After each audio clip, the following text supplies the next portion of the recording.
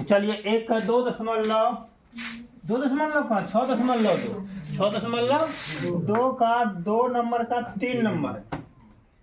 इस त्रिभुज का कुछ मान दिया गया है, आपको बताना है कि ई एफ समांतर क्यू आर है या नहीं। ध्यान दीजिए, हम लोग पहले अभी तक में बनाते थे, क्या बनाते थे कि इसका आधा भुजा और इसका आधा भुजा का अनुपात अर्थात P E by E Q equal to P F by F R अगर होता है तो थेल्स का विलोम से ई एफ समांतर क्यू आर होगा, यही ना। लेकिन याद रखिएगा एक और भी होगा। क्या होगा? अगर मान लिया जाए, सपोज ध्यान दीजिएगा, अगर मान लिया जाए ये अगर ले लिए 1, ये ले लिए 2, ठीक है, ये ले लिए 4, तो ये ले लिए 8, ठीक है। तो इसका अनुपात कितना आएगा कटाने के बिना? 1/2। और इसका कितना आएगा? 1/2 आया? 1/2 आया कि नहीं? बोल कैसे? 4/8 कर दीजिए ना, कटाइए। 1/2 आया? थोड़ा ध्यान दीजिएगा कि ये 1 और ये 2 टोटल को हम लिखते हैं एक minute, P E by P Q equal to P F by P R. ध्यान दीजिएगा यहाँ पर, इसी से यहाँ पर डिपेंड है, ठीक है।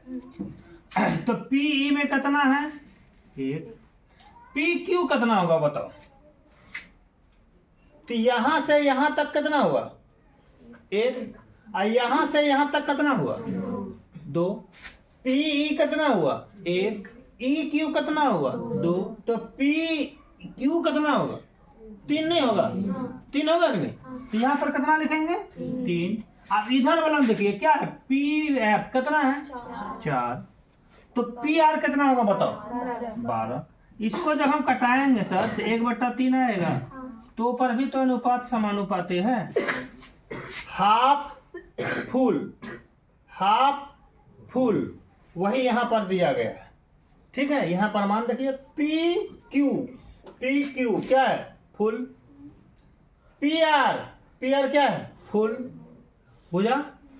पी हाफ भुजा, पी एफ हाफ भुजा बाय फुल भुजा। चूंकि P E by P Q equal to P F by P R. ध्यान दीजिएगा, ये मान हम अभी नहीं लिखेंगे क्योंकि ये मान यहाँ पर नहीं है क्या? नहीं है, इसको हम यहाँ नहीं लिखेंगे। और ये मान को भी हम हटा देते हैं। समझ में आ गया ना कैसे कैसे बोल रहे हैं?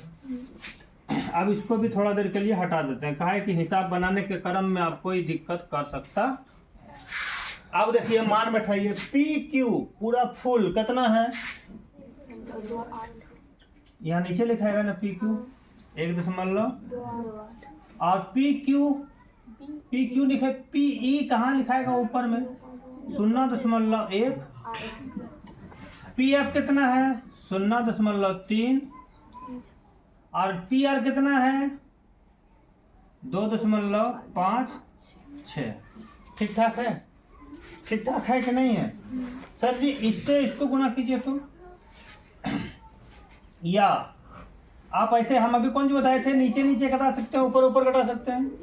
इससे इसको कटाइए, 128 128 दूना दशमलव बाद 2 अंक, दशमलव बाद 2 कट गया तो समान हो गया। यहाँ पर भी 18 दूनी, तो यहाँ पर 1 होगा, यहाँ दशमलव बाद 2 अंक, यहाँ में दशमलव बाद 2 अंक। इससे इसको गुना कीजिए 2 एकम, और इससे इसको गुना कीजिए 2 एकम 2। तो यहाँ क्या लिखेंगे? थेल्स के विलोम से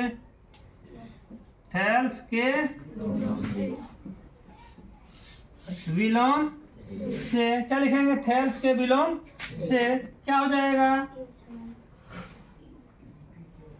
जाएगा? ई एफ समांतर क्यू आर है। इसका भी उत्तर क्या हो जाएगा? हाँ, ठीक है, लिख सकते हैं।